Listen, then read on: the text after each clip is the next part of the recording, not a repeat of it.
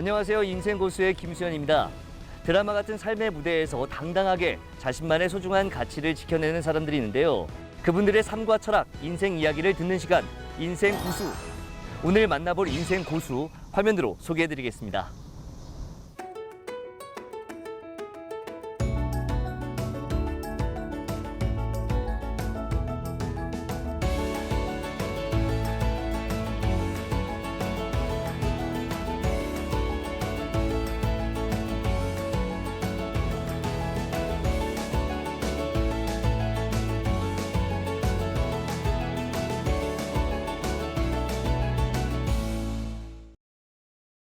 네, 미주한인 유권자 연대의 김동석 대표님과 많은 이야기 나눠보도록 하겠습니다.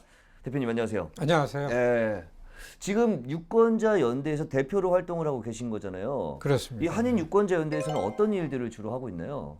미국의 한인들이 한 250만 이상 살고 있어요. 미 전역에. 예. 소수계들이 미국에 살면서 겪는 각종 불이익, 특히 요즘에 뭐 심해졌잖아요. 인종차별이고. 네, 그렇죠, 그렇죠. 이 분위기가 반이민 분위기이기 때문에 이런 문제들로부터 우리 한인들의 권리와 이익을 옹호하려면은 정치적인 힘이 있어야 됩니다. 그러니까 우리 유권자 정치 참여입니다. 네. 그러니까 미국에 있는 한인들이 미국 정치 참여해서 그 정치적인 힘을 가지고서 우리 한인들의 권리와 이익의 문제를 해결한다.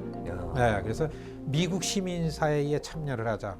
참여의 핵심이 정치 참여하자. 예. 네, 이거 한 22, 23년째 지금 하고 있습니다. 22, 23년이요. 그러면 지금 미국에 오신 지는 얼마나 되신 거예요? 저 84년에 왔습니다. 84년이면 30년 넘게. 네, 35년째죠.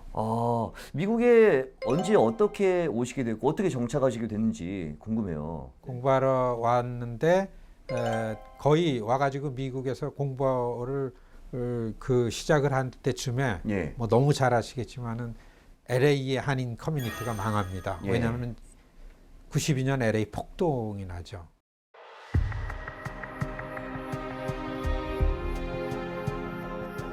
폭동이 나는 거를 보면서 정말 다인종 사회의 각 소수계들이 획득해낸 정치적인 힘만큼 생존해낼 수 있다는 게 폭동을 통해서 깨닫게 됐습니다.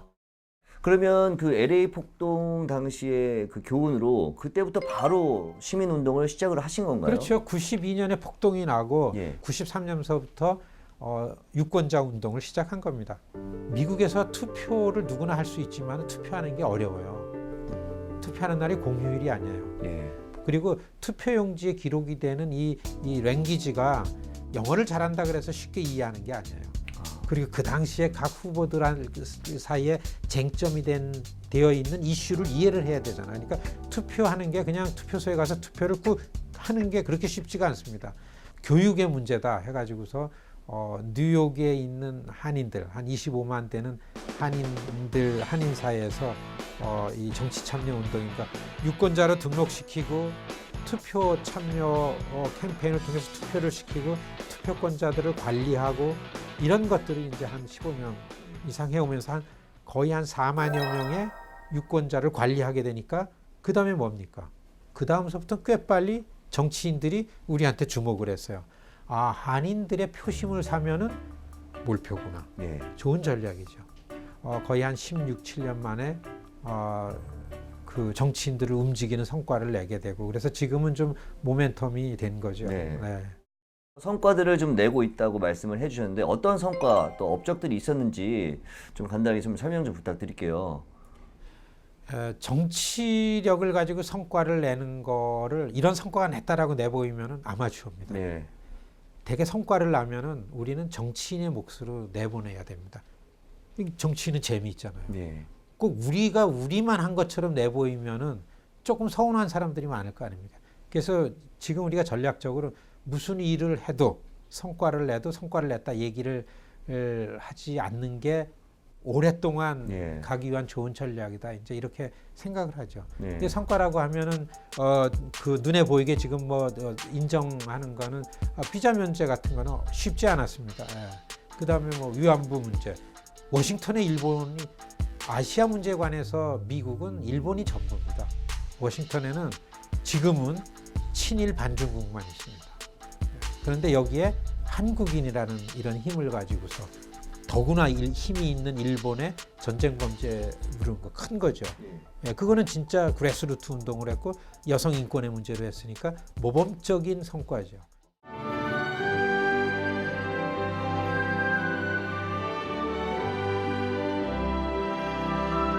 Consider is laid on the table.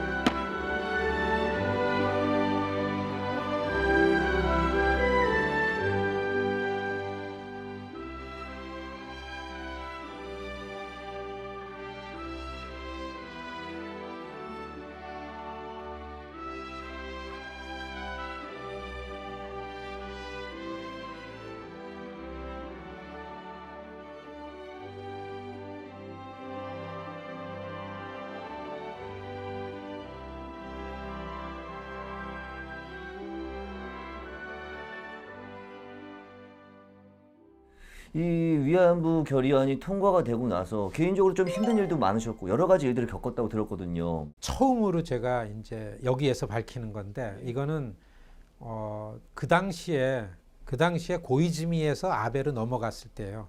역시 더 강화된 우파 정권이 일본에 들어오니까 위안부 결의안을 한인이 한다니까 일본은 코웃음 쳤어요. 미국에 있는 한인들이 그거 못해. 그렇게 하다가 일본이 깜짝 놀란 거예요. 아베 총리실에서. 한 4월, 이게 2월 1일서부터 시작했는데 4월 중순에 넘어가니까 우리 일에 동의를 해준 연방의원이 100명이 넘어가는 거예요. 돌이킬 수 없는 거죠. 아차, 안 되겠구나.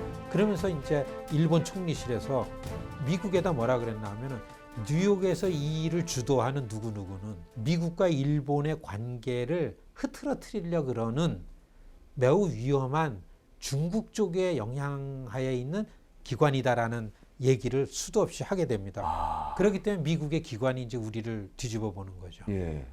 그래서 FBI가 우리를 체크업을 굉장히 고생했습니다. 근데 결론은 너무나 씩씩해졌어요. 우리는 이해를 못하는 거예요. 야, 지금 이 세상에 너네는 어떻게 돈을 모금을 해가지고 인권 문제를 가지고 뉴욕에서 5시간 이상 운전해야 되는 이 미국 의회를 찾아다니면서 진짜 여성 인권이고 할머니를 모시고 다니니까. 예. 그래서 우리를 수사를 하고 나서 종교를 지면서 FBI가 이거 문제 안 삼기로 했는데 너네는 열심히 해야 해도 된다 이런 얘기도 들었어요. 그런데 그 당시에 제가 이것 때문에 FBI 때문에 고생스럽고 고통을 당한다 그러면은 이 일 망했습니다. 왜냐하면은 한인들이 정치 참여를 해가지고 일을 하는데 FBI가 건든다 그러면 아무도 이 옆에 안 옵니다. 미국이 굉장히 무서운 거예요, 공권력이. 그래서 저는 개인적으로 이걸 혼자 참아내라고 진짜 힘들었습니다. 예. 그리고서 한 3년 만에 2011년 봄에 지금은 돌아가셨지만 일본 이것도 여기서 처음 밝히는 건데 아즈미 곤노라는 굉장히 좋은 의원이 있었어요. 그 천민 출신의 중의원이었었는데 동경의 지역구가 있어요. 이 의원이 뉴욕에 저를 조용히 만나자고 오셨더라고요. 예. 조심하세요. 미국의 우파 그룹들이 입에서 당신 이름이 오르내립니다. 왜냐하면 위안부 결의안 패스됐을 때에 예. 산케이 신문에 우리 기사가 나갔어요. 저 기사도 나가고 이게 좀 현상범 비슷하게. 그러니까 너무나 그때는 일본이랑 대치가 됐었습니다. 그러니까 중국 사람들 중에서 난징 학살 사건을 가지고 미국에서 일본의 문제를 제기하는 사람들이 끝이 다 어려워졌대요. 살해당하는 케이스도 있고 그랬으니까 그 조심을 하는 게 좋다. 자기도 위안부는 역사 진실이기 때문에 일본 의원이지만 그런 얘기를 하는 거기 때문에 시도 때도 없이 우파 그룹들로부터 자기 사무실이 이 유리창도 깨지고 그렇다. 그 얘기를 듣고 되게 겁이 나고 그래서 일본에 들어오는 게 넌 어려울 거다. 그래서 보니까 일본에 이렇게 입국하는 게 어려운 걸로 돼 있고 그렇더라고요. 겁이 좀 나더라고요. 처자식도 있는데 저는. 그럼 미국이.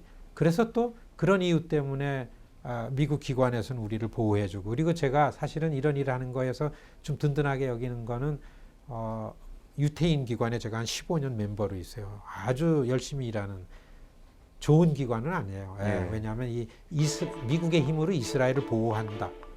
라는 내부적인 자기네들 그런 목표를 가지고서 에이펙이라는 걸 만드는데 에이펙에 있는 그 인권 변호사들이 이제 저를 굉장히 정치적인 이유로 인권이 침해당하면 안 된다 해가지고 네. 보호해주고 그래가지고 저는 굉장히 그런 어려움을 겪고 나가지고서 훨씬 씩씩해졌습니다. 위안부 결의안 그게 채택이 되고 통과가 됐는데 그 이후에 좀 달라진 부분들이 좀 있었나요?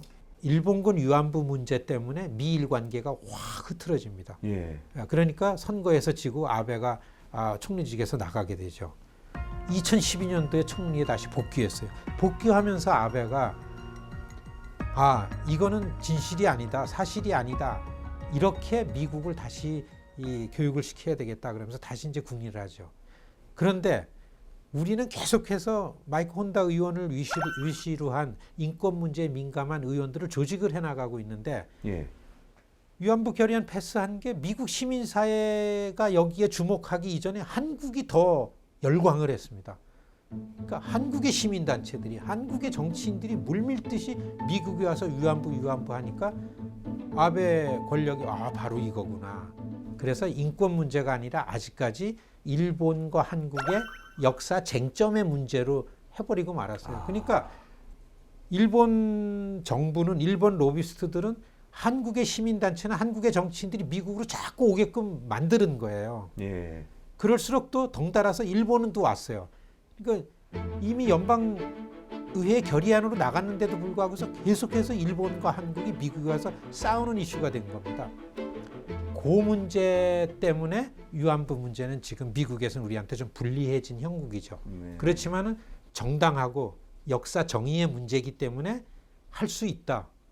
이런 거는 지금 자신을 합니다. 그래서 우리 유권자 연대에서는 미국 의원들이랑 교분이 많기 때문에 위안부 문제로다가 아직까지 이거를 가지고 우리 편을 들어주고 있는 의원들을 다시 리오가나이즈를 좀 하려고 그럽니다. 하고 있고 네. 그런 거 있죠.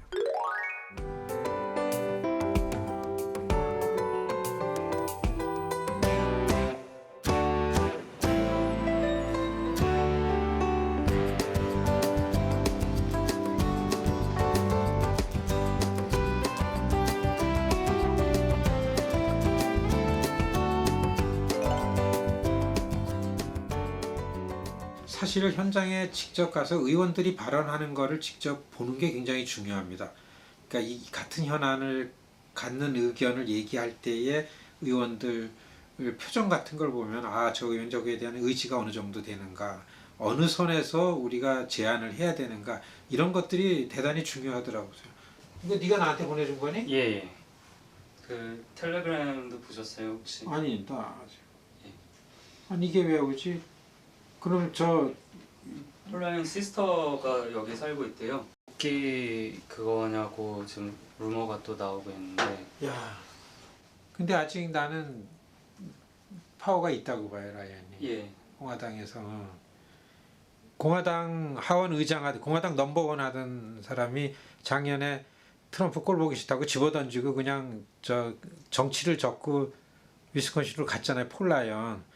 근데 지금 뉴스가 폴 라이언이 워싱턴으로 온다는 얘기가 나오니까 전문가들은 여기에 관심이 많이 쏠리죠.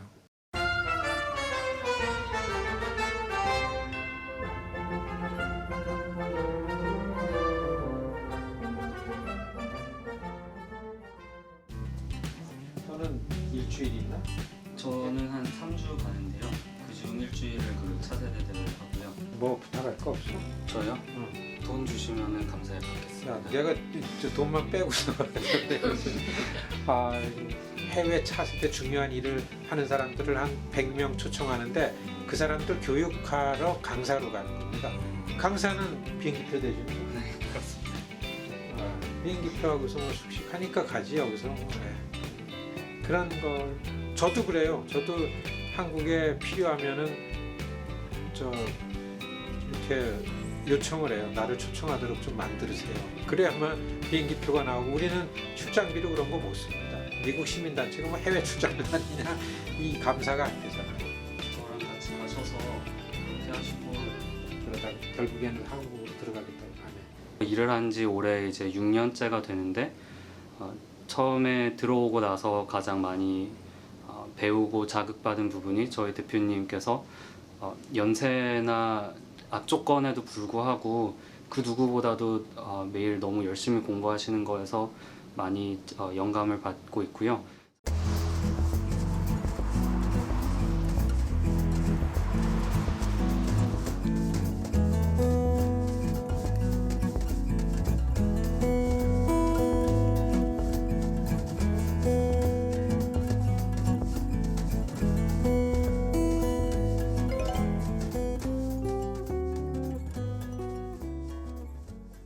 워싱턴 권력은 백악관이 반이고 의회가 반입니다. 사실 보면 의회의 권력이 더 세다고 하는 게 맞아요. 미국의 의회는 양원제입니다. 상원과 하원이 있어요.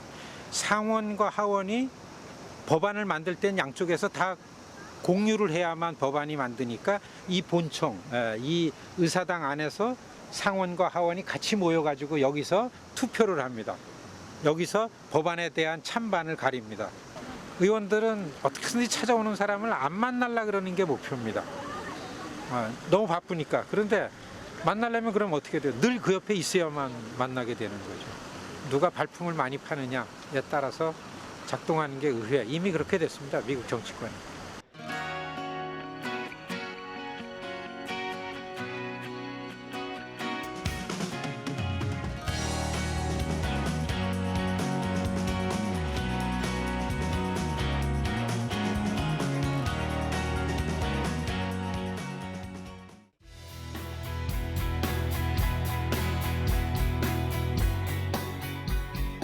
미국에서는 한인들 시민권자 중에서 절반도 등록을 안 했습니다. 미국의 한인 시민권자가 전체를 시민 유권자로 등록시키는 것, 그만큼 우리의 목소리는 높아질 수 있고 작동을 시킬 수 있다.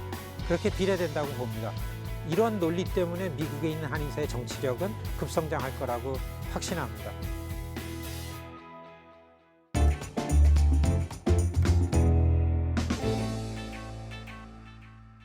이번에는 김동석 대표님과 연결되어 있는 인생고수 키워드 어떤 것들이 있는지 살펴보도록 하겠습니다.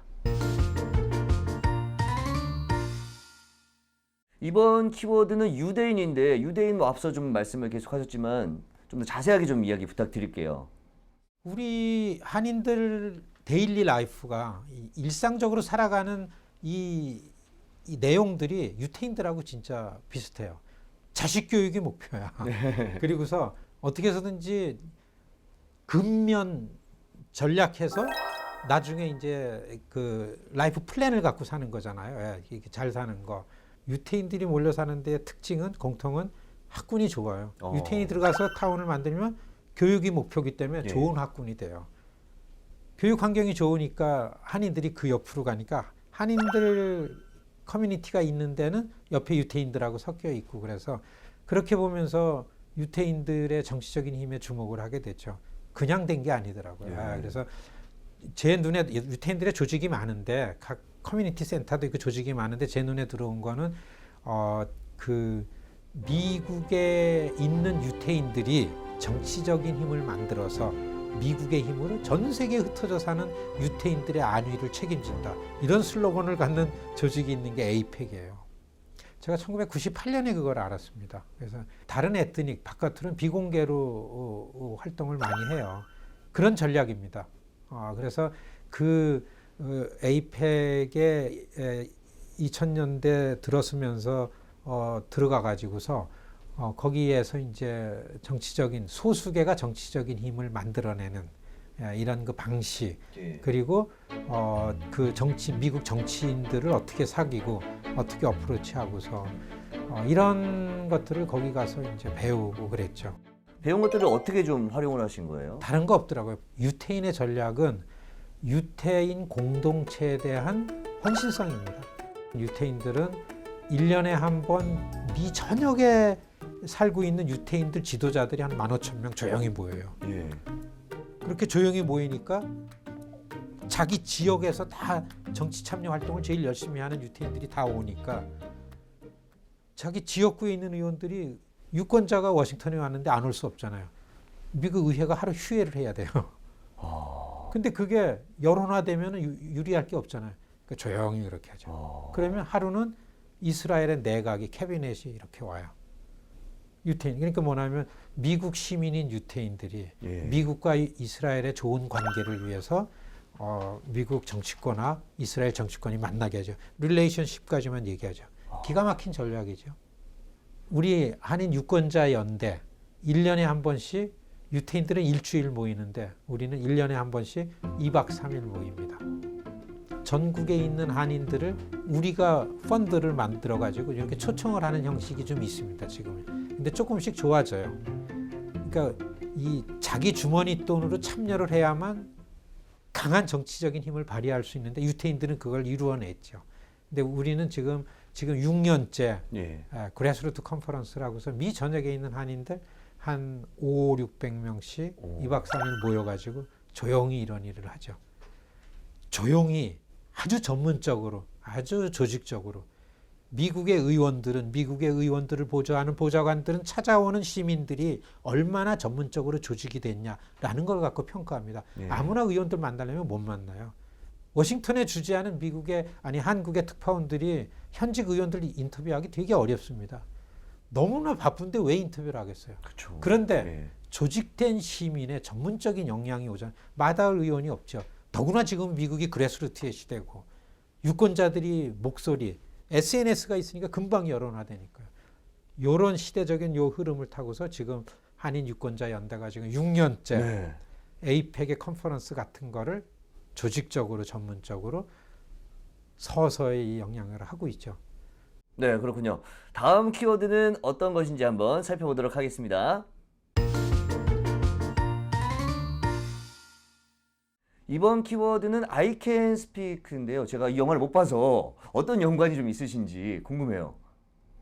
저 거기에 배우로 출연했습니다. 아, I can speak예요? 네. 아, 제가 못 알아뵀네요. 영화를 못 봐가지고. 그게 한 2년 됐나요?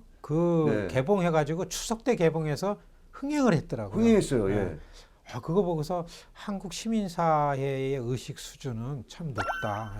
내용이 굉장히 교육적입니다. 네. 이제 How are you? I'm fine, thank you. And you? Good. 죄송해요, 할머니.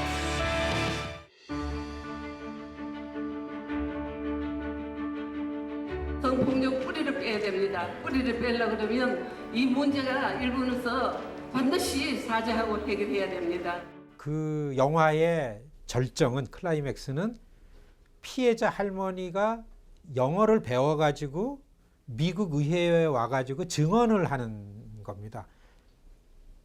피해자 할머니가 미국 의회에 와서 증언하도록 한 건 제 잡이었었어요. 그죠. 제가 전략을 만들고 제가 의회를 뚫고 할머니를 모시고 들어가서 증언 때 하시게 하고 이런 역할을 했었기 때문에 그 시나리오 작가가 제작 초기 단계의 시나리오 작가가 이 영화의 리얼리티를 살리려고 시나리오를 리뷰를 좀 해달라고 왔는데 시나리오는 진짜하고서 너무 다르잖아요. 그래서 제가 이렇게 던졌어요.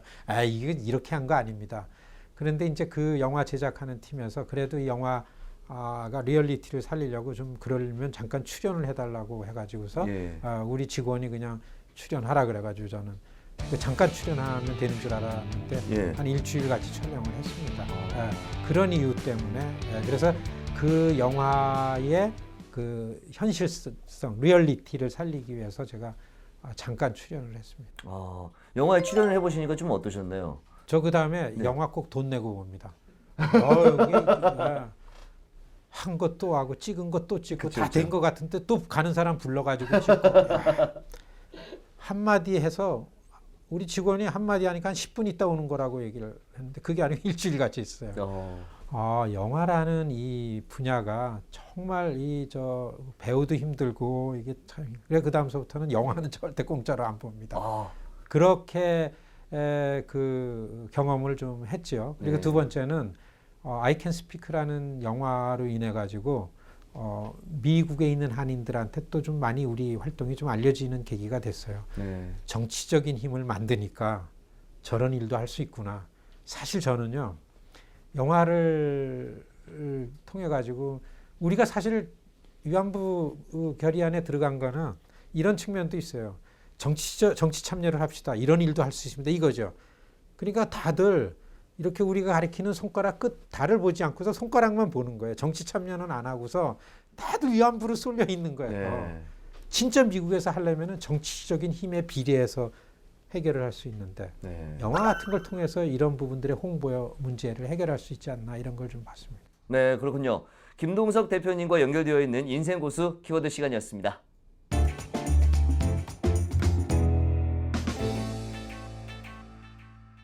앞으로 또 어떤 계획들이 있는지도 궁금해요. 계획 많습니다. 예. 시작이죠. 미국의 소수계가 정치적인 힘을 만들어내는 거는 이건 뭐 끝이 없는 일입니다.